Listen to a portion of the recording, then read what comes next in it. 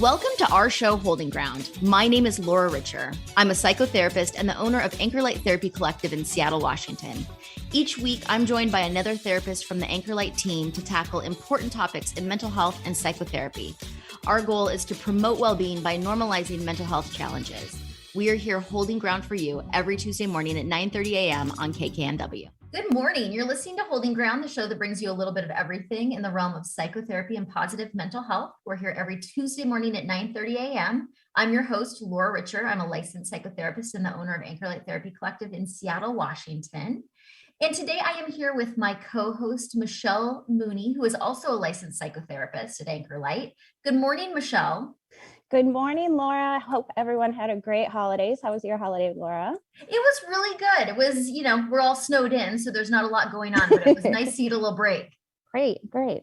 And how about you, Michelle? Mine was good. Thank you. Yeah, about the same. Just, very nice, relaxing time at home. And then, more of that with the snow. So, yeah. Well, today we have a really exciting topic for our listeners. I think this is a great discussion going into the new year. We're coming to the close of 2021. And so we might start to think about what we want to bring into our lives in the new year. So Michelle, tell our listeners a little bit about what we're talking about today. Yeah, Laura, I think this time of year, we really think about, okay, it's time to get that gym membership or, start trimming up my finances, all these things that we traditionally think about when we're coming up with New Year's resolutions or, as I like to say, New Year's intentions, right? And just, I think when we say resolution, that puts a lot of pressure on ourselves. Like, I have to do this, right? I have to lose 25 pounds by February 1st. Well, it's probably not going to happen. And now you've disappointed yourself and you're going to be defeated at that point, right? Versus I have an intention for the new year. I intend to do this, right? It gives us a lot more grace and compassion and, space to maybe make a mistake. So, but what we're doing is we're doing a bit of a deeper dive into what some potentially toxic habits are to get rid of that we don't traditionally think of. Yeah, so you bring up such a great point. Every year, the typical resolutions are around health or fitness, losing weight, maybe getting a better job, making more money. But sometimes we have some patterns of behavior that keep us from attaining those bigger goals. So today we're going to take a look at toxic habits that sometimes we don't even think about or we don't realize can be sabotaging our success. So these are going to be the top 12 toxic but less obvious habits. So let's just dive right in, Michelle. What is the first one on the list? So the first one is checking in on either ex-friends, ex-partners, ex-coworkers, looking into them with the intention of, I want to find out, I hope that I'm doing better than they are, right? This is a very unhealthy habit. And I think it's another one that a lot of us can tend to do, right? To try to make ourselves feel better. And if we look at it from the extent of, I'm getting my self-worth off of how bad you're doing or how bad I think that you're doing, right? We need to rechange how we're thinking about ourselves and how to, care for ourselves and make ourselves feel good versus seeking that out through the, mistakes or misfortune of others. So, have you heard of clients doing this, Laura? I definitely have. I mean, and in the age of social media, how can we not? I want to normalize it. That is a normal reaction, that when we're constantly comparing ourselves to others, and like I said, social media is a wonderful platform for many things, but the downside of it is we're always seeing everybody's best information that they're putting out into the world and comparing that to our normal lives. So I think it's a very normal that we want to do this. And at the same time, it's toxic. It's really not helpful because the truth is you're always going to find somebody that you're doing better than and somebody that maybe you're doing worse than, however you define that. And either way, you're going to feel bad in both of those scenarios. You're either going to feel bad that you are maybe taking, joy feels like a strong word, but maybe satisfaction in seeing someone not do well. That's going to feel yucky. And it's also not going to feel good to be comparing yourself to someone and feeling less than. Exactly. Because if that's where your joy, I think that's an okay word to use. It can be that sometimes. I mean, we think about social media, and so much of it is like these little dopamine hits we get every time somebody likes something that we've posted, or we see something that excites us, whether it's a picture of a puppy, or it's our old high school crush that has gained 800 pounds, right? Yeah. Whatever that is. So joy, I mean, it's not a terrible word to use there, but yeah, if you're deriving your joy or self-worth out of those things, right, then we have to come up with different habits. And it's going to ultimately sabotage you from reaching your goals, because let's use an example of, wanting to get a better job. If you're looking at somebody else who has a job that you perceive as better than yours, that might be kind of sabotaging. You might say, well, I can't achieve at that level anyway, so why am I trying? So it's always better to focus on yourself, not compare, and gauge your progress against, your own goals and your own abilities, not comparing to other people. Right. Exactly. All right. So Michelle, what is number 2 on the list? So the next one really comes down to work boundaries. So this is maybe a more commonly known one, but it is an important one to note. So this is treating anything that it's a crisis, or it's a fire outside of office hours if it really isn't. So of course these things will happen where you might, from time to time, depending on the industry that you're in, have to take an email or something like that outside of normal work hours. But the second you show an employer or coworkers, whoever, that, yes, I'm willing to answer every single email, every single text all the time, around the clock, they're going to expect that of you, right? So there's that saying, what you permit, you promote, right? So if I allow this once, then okay, well, maybe I can make my boss stay up later again tomorrow night with more questions, or have them do that to me. So these work boundaries are really, really important. So just keeping that in mind. Yes. And so we often think about boundaries in our personal relationships, but they're just as important in our professional relationships. And like you said, we train people how to treat us. So if we're training our clients or our employers that we're available 24 hours a day, that's what they're going to expect. And that's going to be a lot of pressure. Who wants to deal with that?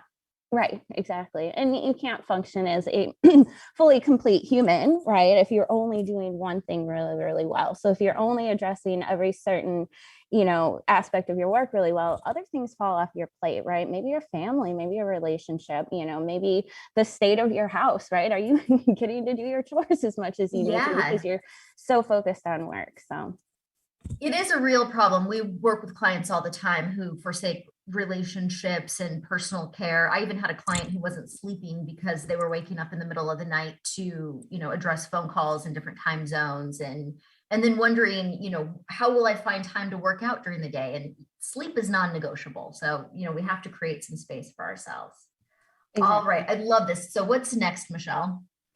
I love this one too. And I will say before we start that this is something that I can be guilty of from time to time, though I think a good portion of us might be, is spending for the money for the sake of convenience only. So this can look like, getting a piece of furniture that isn't as high of quality that you really were holding out for, but it will be delivered tomorrow and not in 2 weeks. So I'm going to go with the crappier one, right? And so that instant gratification, more so than the long-term payoff, is what this really boils down to. Oh, I am so guilty of this with Uber Eats. This, you end up buying a $70 meal that if you'd gone to the grocery store, you could have had, steak and lobster, and you're getting something just because it's delivered to you. So yeah, late and cold McDonald's. Sabotage your finances for sure. Yes, exactly. Yeah. So, and of course, in the day of age of being able to buy things online and have them delivered relatively quickly, it kind of almost programs our brains to expect and want that more and more too, right? Well, you got this yesterday, overnight by 2 a.m., why can't I get that for everything? So slowing down, right? Really asking yourself, how do I want to be spending my money here? Am I buying the thing that has no reviews because, again, it's going to show up a lot faster? Or am I going to hold out for the right perfect thing? Yeah. Yes. That's such a good point. The desire for instant gratification is very human, and at the same time can lead us down the wrong path. So something to be on the lookout for. Mm-hmm. So what is number 4? So the next one is working while you are eating, like all your meals essentially. So this really looks like, okay, I am taking that work call. It's on my lunch while I'm driving. So I have a hamburger in one hand, my cell phone in the other, and, trying to navigate all these tasks. Or I get home from work and we can, well, I have to eat, so I can answer a few more emails. So kind of similar to the earlier one, but not quite, because this is more, it can just be an isolated thing. You're not really having to interact with other people, perhaps like taking calls, but you're still working while you're eating. So letting yourself, especially during lunch, so letting yourself at least, we don't recommend only 15 minutes, but if you can at least get that 15 minutes of peace while you're eating your lunch, it kind of just slows everything down. It allows your mind to switch focus, and it doesn't keep it in that real, escalated, ticked up place where you're just, your nervous system is turned on all day, right? Let yourself soothe during the day. When you get home, have dinner with your partner, your person, your kids. Absolutely. And I think we're more inclined to overeat when we're eating while we're doing other things, because we can't be mindful of how we're feeling. And so you might notice that you are just, kind of stuffing your face, for lack of a better term. And then all of a sudden you're too full, you don't feel good, you haven't even been able to enjoy your food. And I don't know about you, but one of my favorite things in life is enjoying food. Yes. And you're right. And I think, we're so used to now, because of the last couple of years, we're watching a lot more TV, we're consuming a lot more media. So we're eating while we're doing these things, because it's just kind of what we're doing most of the time now. So we can sit down and eat a lot more and sit, in front of a movie than we're going to if we actually take the time to go to the kitchen and sit down with people, or just sit down with ourselves and have a dedicated time and space for eating. And like you said, you don't have to have, a 4-course meal that you spend 3 hours on, but take 15 or 20 minutes just to sit down and taste your food. Exactly. Yeah.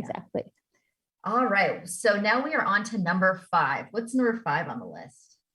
So this one is when we first wake up in the morning, right? So first of all, asking yourself, what's your first thought? Usually that's oh, everything is great. And then, then you start remembering all the things that you have to do. Oh my gosh, there's so much to do today. Yeah.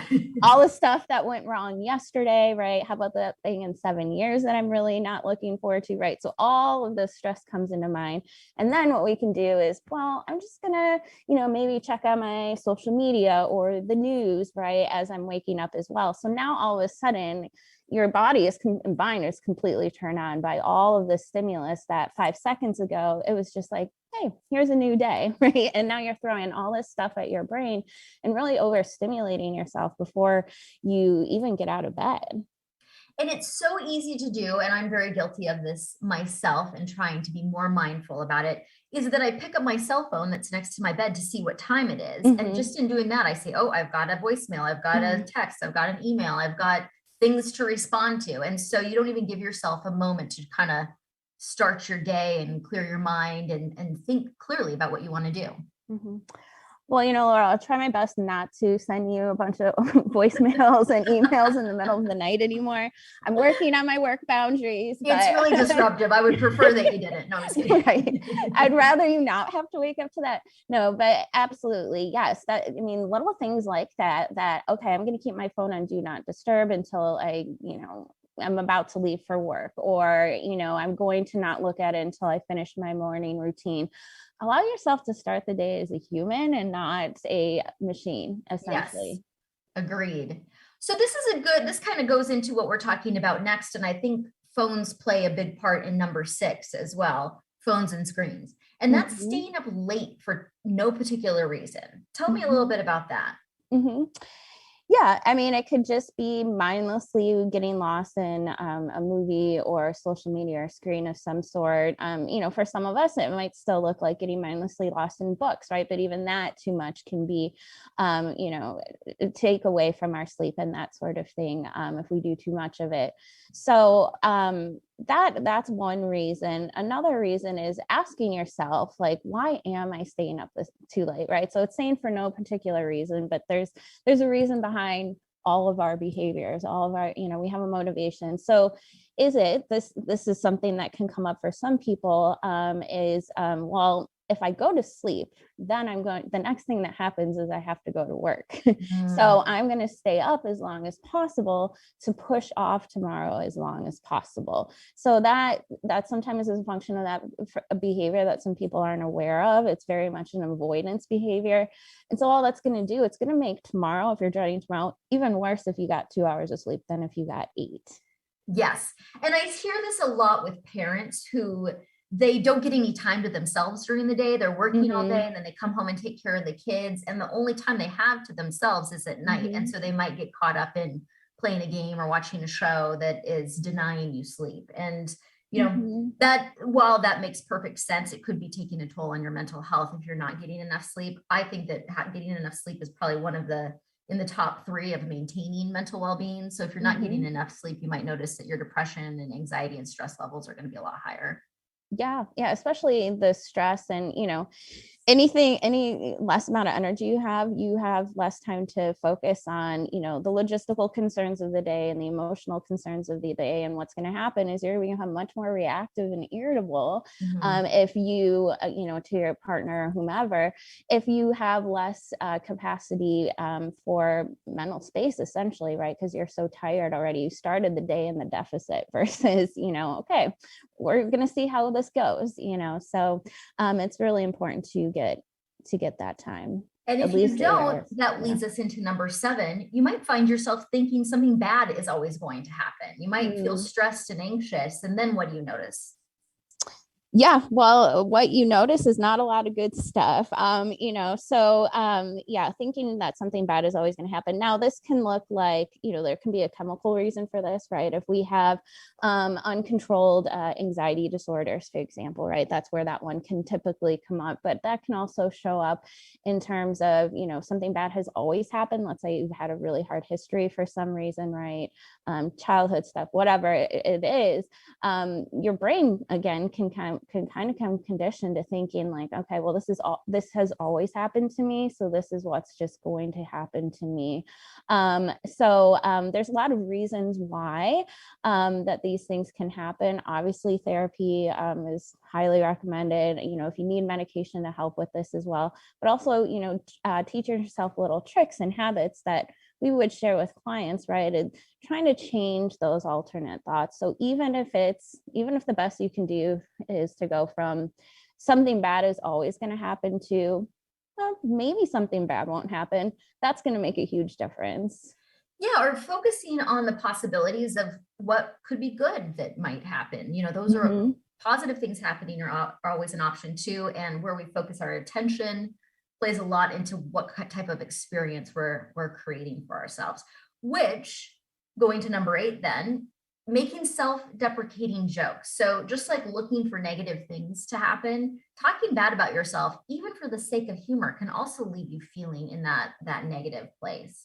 Right, exactly. So yeah, that's what it is, I'm keeping things lighthearted in some ways, or, this can show up a lot when, if I go into the office tomorrow, if it's not snowing, which it will be, and I was doing that. Hypothetically, if I was going to go into the office tomorrow, and hypothetically, Laura, you're in a amazing new outfit, and I was to give you a compliment on it, right? Sometimes that's where we take an opportunity to make some sort of self-deprecating joke, or always cutting ourselves short when people are acknowledging our successes or positive things about us. So that's one place that that can show up the most. Yeah, and that just ultimately doesn't feel good. So if somebody gives you a compliment, just say thank you, take it in, feel all the goodness of that compliment, move on. Right, exactly. All right, number 9 on the list is assuming that you know about other people's finances. Tell me a little bit about that. So this one is, so if I kind of have this idea in my mind, right? Well, this neighbor of mine, right? They're an attorney and his wife is a heart surgeon and their kid is in Yale, right? They must have all of this income available to them, that, well, their life must be so easy, or they can make this decision or that decision, and they have it so much better than I do, or they have so much more flexibility for things than I do. And really, you don't know, right? They could be on the edge of bankruptcy, right? So these are kinds of ideas that we can just assume about people, or assuming the adverse. Yeah, exactly. And that leaves you feeling bad. You're making negative judgments about someone. Usually when we assume that we know about other people's finances, we feel less than, we feel like maybe they don't deserve what they have.